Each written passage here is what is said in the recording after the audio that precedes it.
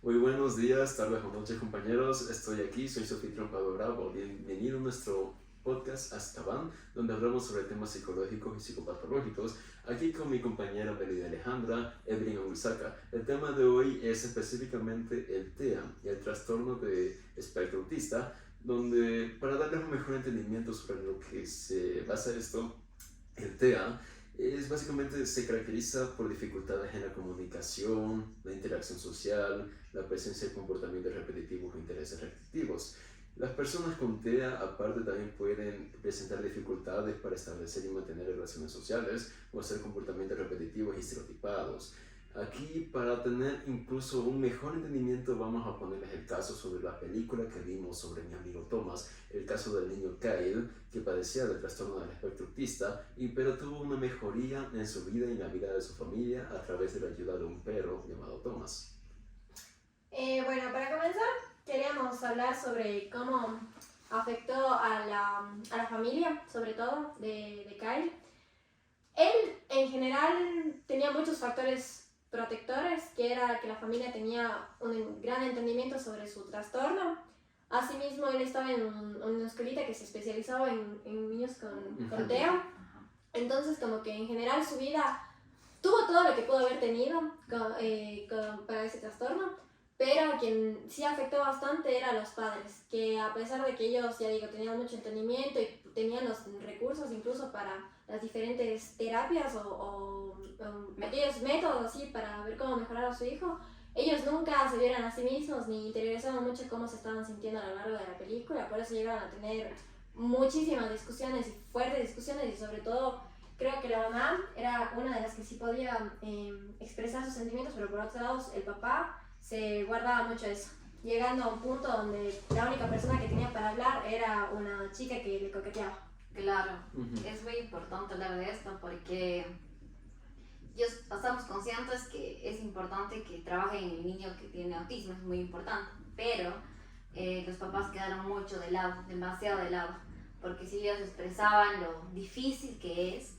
entonces podrían quedar como malos padres, porque no pueden decir como que ya estoy cansado, porque no estaría bien aceptado decir estoy cansado, o buscar otras opciones, incluso la alternativa que buscaron, bueno, el papá buscó de esa escuelita donde le podían dejar internado a él para que tenga y mejore de manera más significativa, pero inclusive esa opción como que la pensaban porque también era como que socialmente no sería bien aceptada, porque decía, le abandonaste a tu hijo, le dejaste ahí, cuando no entendemos lo difícil que es la convivencia tanto en la sociedad y cosas así. También algo peor que le pasó a la mamá es que la mamá no quería dejar a su hijo. Ajá. Ella como que aún tenía la esperanza de que él iba a poder vivir bien con ellos. Ajá. O sea, y el objetivo de ellos es que el Kyle pueda igual como que cuando ellos ya no estén o cuando ella vaya creciendo pueda hacer su vida.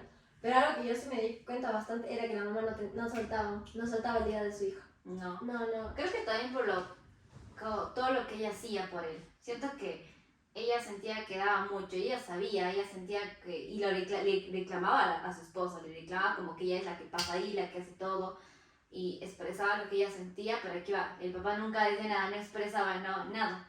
Entonces fue muy complicado porque inclusive en una escena cuando estaban en la playa, ahí el padre le dijo, su esposo le dijo como, y ni siquiera sabemos si nos quiere, y eso le afectó full porque ella sentía que de alguna forma eso era verdad, porque ella sentía que su hijo no le quería. Es que en la película nunca nos hace decir que nunca se refirió a sus padres como sus padres en sí, nunca le dijo mamá, nunca le dijo papá, nunca le dijo te quiero, nunca le dijo buenas noches. Básicamente siempre ignoraba todo lo que le decía y se ponía a ver su programa que era sobre el tren Thomas y para evitar como que momentos de crisis, y básicamente los padres tenían un entendimiento de cómo era cómo se comportaba su hijo, de que sabían exactamente cuándo tenían que ponerle el programa y cuánto tiempo va a tardar hasta que él ya esté satisfecho con ese programa. El niño de por sí no creo que realmente, él no entendía cómo se sentían sus padres o la frustración de su madre, de que él solo quería que viviera bien, de que trataba de hacer todo lo posible para darle una mejor vida. De por sí, en el inicio de la película podemos ver incluso cómo el niño encierra a su madre en un armario, y la madre estaba desesperada todo el día tratando de salir para ayudar a su hijo y cerrar la puerta de la casa que estaba abierta por todo el día. Y básicamente ya en la noche, Kyle le abrió la puerta. ¿Por qué? Porque pues, podría decir que le dio hambre. Y recuerdo que tiene una persona que le puede dar comida. Pero nunca lo vio a tal persona como su madre o que estaba en frustración cuando estaba en ese armario. O no escuchaba, o sea, escuchaba los gritos, pero no le daba la importancia que esa persona era. No. Y es parte también de su Ajá. autismo en realidad. Eso sí es verdad. También lo que podemos tocar aquí es cómo los factores sociales, lo difícil que es tener un niño con autismo en una sociedad que todavía tiene muchos perjuicios. Por ejemplo, podemos decir una crisis, un niño con autismo es un berrinche, es un majadero, los papás son malos O padres. ya se le va a pasar. Ajá. Ya se le va a pasar, ya se le va a pasar. Es algo mal creado simplemente. Algo que yo me di cuenta de eso fue justo en el cumpleaños de mi niña, que si alguna vez dije en clases. Yo me acuerdo que estábamos poniendo música para hacer los típicos concursos de niños, como un cumpleaños común y corriente, los típicos cumpleaños. Y había un niño autista. El niño se empezó a desesperar, se empezó a hiperventilar y a hacerse así, como que a tocarse la carita. Y no podía con tantos estímulos de sonido ahí tan fuertes que, claro, yo también no me daba cuenta hasta que mi mamá me dijo como que él tiene autismo. Y claro, muchas personas decían como que ya se le va a pasar, o sea, ya se le va a pasar, es solo un ratito, ¿cómo no se puede aguantar? Y él tuvo que salir, o sea, tuvo que salir, no puede estar ahí adentro. Y tuvimos que estarle ahí, él como que su gusto, su interés restrictivo era, él se imaginaba, creo que era pirata o que estaba como que en algún, le gustaban los bosques, le gustaba así como que las aventuras, algo así como si él fuera un aventurero, entonces tuvimos que salir al patio a que él esté explorando el patio, los árboles así con burbujitas y cosas así, y ahí fue cuando él se calmó. Entonces, claro, las personas como que piensan que es o un berrinche o ya se le va a pasar y como que es solo un ratito, pero en realidad no, sí es algo que realmente Claro, es le debido a la desestabiliza al niño. Claro, es debido a la poca sensibilidad que hay, la poca información que a veces se da. La psicoeducación en la sociedad. Por ejemplo, la otra vez también tocamos con Pedro sobre un ratito por diversión de nosotros, lanzamos los cohetes, todas esas cosas, y no pensamos en cómo les afecta a los niños, qué crisis les generan esos sonidos. Y a los papás también. Ajá. Claro, como no somos nosotros los que lo padecen, fácilmente Exacto. podemos decir, no, se le va a pasar. Entonces hablamos de una burbujita tan chiquitica de como que a mí no me afecta y como nadie de mi familia tiene, entonces no me importa, no me importa. Ajá. Ajá, ese pensamiento egoísta es lo que lleva a estos niños a tener una peor calidad de vida de por sí al momento de salir a la calle. Claro, también a los papás, cachas lo que es estar encerrado en Año Nuevo sin poder estar con tu familia, solo con tu hijo porque le puede dar una crisis, porque sabes que va a haber Los un juegos ajá. artificiales. Ajá, no hay esa concientización de la gente, de esa empatía de que hay personas que tienen diferentes tipos de trastornos y que deberíamos hacer cosas para hacerles la vida un poquito más fácil. Exacto. Ujú. Bueno, ya con esto ya puesto, podemos empezar a ver la mejoría, pero cuando vino a la vida de Kyle, este perro que él mismo llamó Thomas, en honor al personaje al trencito que él veía en sus programas para evitar las crisis. Esto empezó cuando, básicamente como un último recurso de los padres, que ya habían intentado todo de por sí en la vida, y básicamente le dieron un intento para ver cómo le iba. En una casa con unos perros que estaban en adopción, ahí a Kyle corrió automáticamente a la televisión de una casa desconocida para ver su programa Thomas, mientras estaban los perros alrededor de él. Y uno se le acercó a él, y básicamente este perro que se le acercó a él sería el perro que te ayudaría a tener una mejoría en la vida de él y la de sus padres. Ese perro lo llamó Thomas. Claro, aquí también hablamos algo muy importante, es que no se llevaron de una al perrito. Recuerden que hubo un proceso de adaptación, sí, para que el perrito pueda entrar de manera adecuada al hogar. Le explicaron, la mamá no sabía cómo explicarle, pero le hacía dibujos, le decía, verá, va a venir este perrito, y cosas así. Claro, las personas tienen una manera muy estricta y es muy difícil que ingresen cambios a su vida. A su rutina. Ajá, a su Sí, rutina. sí, No, sí. les estresa, sí, también. Les estresa, genera conflictos. Sí, Ajá. Sí, por eso fue tan impresionante ver cómo es en este cambio tan brusco de agregar un nuevo miembro de la familia a la vida de Kyle haya resultado de una forma tan positiva. ¿Por qué? Porque en sí, Kyle, como ya mencionamos, él nunca mencionaba a sus padres, nunca le decía mamá, papá, nunca le decía buenas noches, nunca se dirigía a ellos ni le miraba de frente. Básicamente era como si no existieran. Pero todo cambió cuando en una escena podemos ver como el padre, así como que de juego, así como que si Tomás estuviera hablando, pero si le estuviera diciendo, ve a dormir que ya es tarde, y básicamente el niño no entendió y le dijo, muy bien Tomás, ya voy a dormir. Y esto fue un gran progreso y fue tan impresionante para los padres ver que por fin escucharon una cosa de lo que los dijo, aunque fue a través de Tomás, por fin escuchó la voz de él. Claro. Y le pudo decir buenas noches por primera vez en su vida. Ahí tiene que ver también eso de los gustos restrictivos, Ya. que le puse el nombre de Thomas y aparte que ya el perrito también le gustó y todo eso. Algo que yo me di cuenta bastante en la película es que a quien también le ayudó bastante dentro de ese ver era la mamá. Ujú. La mamá le quería demasiado al perrito. Sí, es que la razón por la que vino el proyecto fue porque la abuelita, recuerdan que le dijo como que le recordó a su hija que ella de chiquita no era sociable, que no salía y que cuando vino un perrito ella comenzó a salir. Entonces la mamá sintió que le iba a poder ayudar también de esa forma que le ayudó a su perrito, le iba a ayudar a un perrito, a su hijo. Y de verdad que sí le ayudó en todo esto, en la empatía, la conexión, esos vínculos no forzados. Siento que eso es la paciencia que tiene un animal que una persona capaz no te tenga. Ajá. Porque es como que tú puedes acercarte a un animal y tú darle cariño cuando tú quieres. Y si tú ya no quieres tocar, ya te vas y él no te está presionando así. Creo que eso es Importante, influyó bastante. Ajá. También que el perrito ya como creció con ella, se adaptó a cómo era Kyle. La dinámica de la familia. Ajá, se adaptó bastante a esa dinámica. Claro, aquí podemos también observar que la mamá se da cuenta del cambio tan significativo que tiene en su hijo, que le lleva a Thomas a la escuelita. Uh-huh. Y como todos los niños la acarician y están ahí atentos y todo.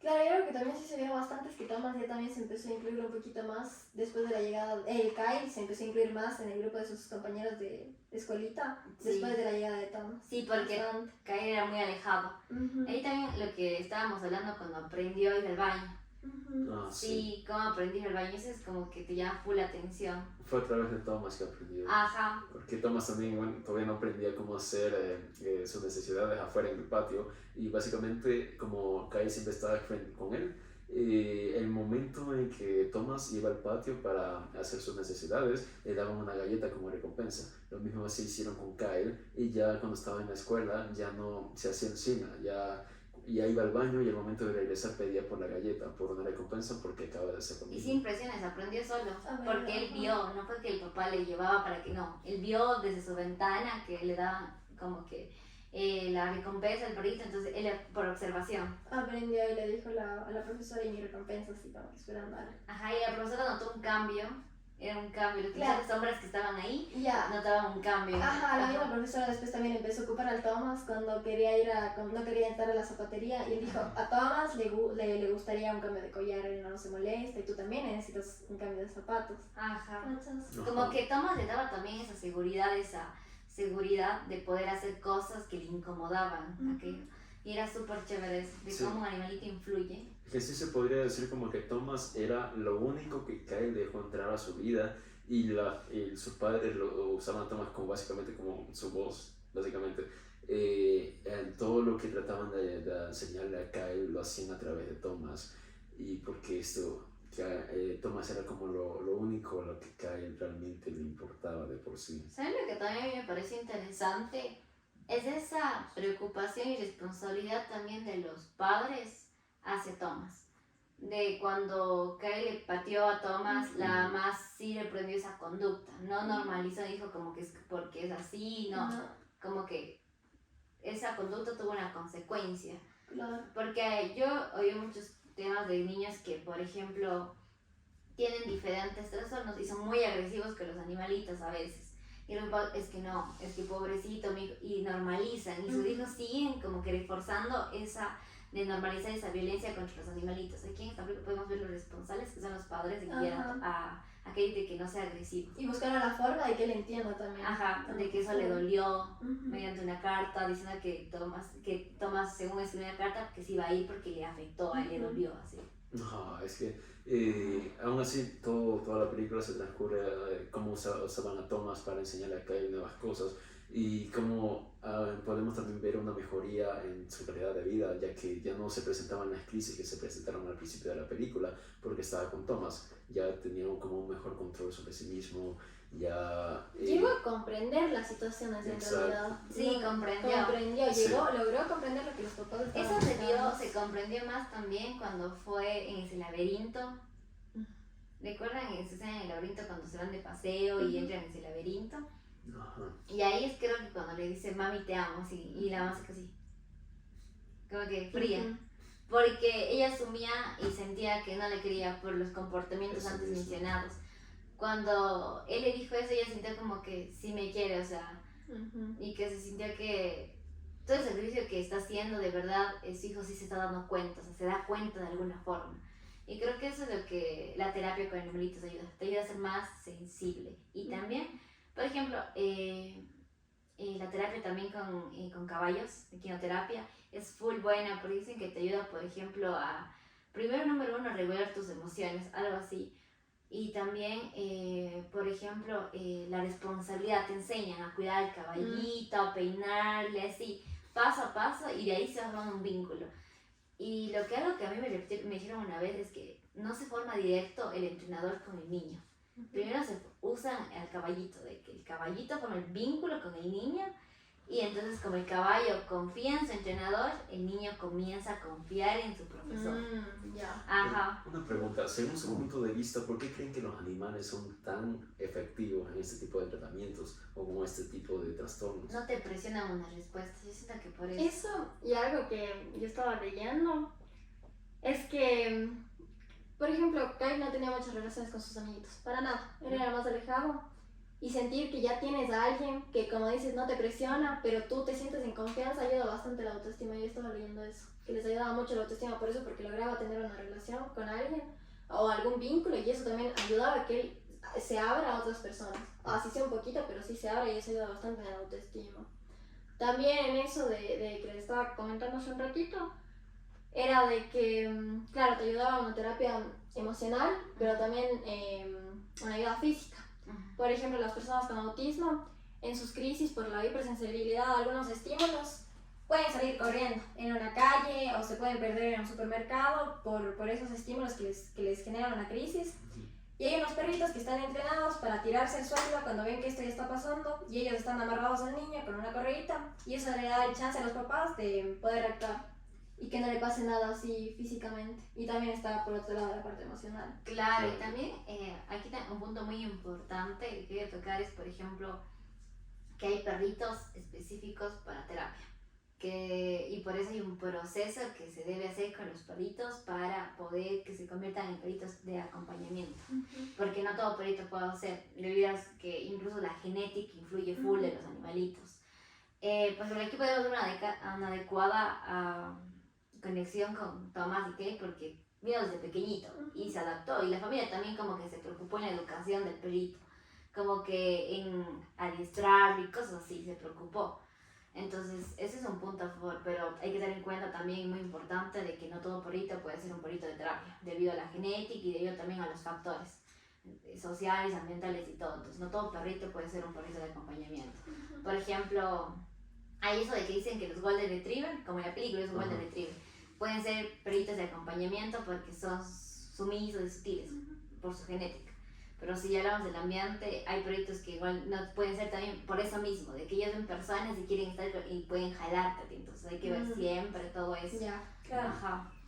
Es que aparte la mejoría no solo vino con la vida de Kyle, también los padres ya soltaron esas ideas de poder dejar a su hijo para poder concentrarse en sí mismos, y soltaron esas ideas de que nunca van a poder, nunca van a reconocerlo como sus padres. Ellos también tuvieron una gran mejoría y todo por la ayuda de Thomas, que le pudieron enseñar tantas cosas, y ellos mismos también se pudieron aprender a amar más a su hijo y amarse más entre sí mismos como una familia unida. Se dejaron todas esas ideas de dejar a su hijo de lado y se centraron más incluso en él con la ayuda de este perro. ¿Saben que yo también tengo una pregunta así que o sea, siempre me hago? Debido a que forman este vínculo, ¿cómo también afrontan cuando este vínculo se pierde? Cuando muere Thomas. Cuando muere, ya no en global, cuando muere tu perrito de acompañamiento, ya. ¿Cómo afrontarán? No creo que la película nos haya puesto esa porque vimos a Thomas hasta el final, luego una escena donde pudo haber muerto, pero O sea, se presentó esa crisis de igual, miedo. o sea, en los créditos salía que Kyle, porque él estaba enfermito, Ujú. él sí fue aceptando poco a poco.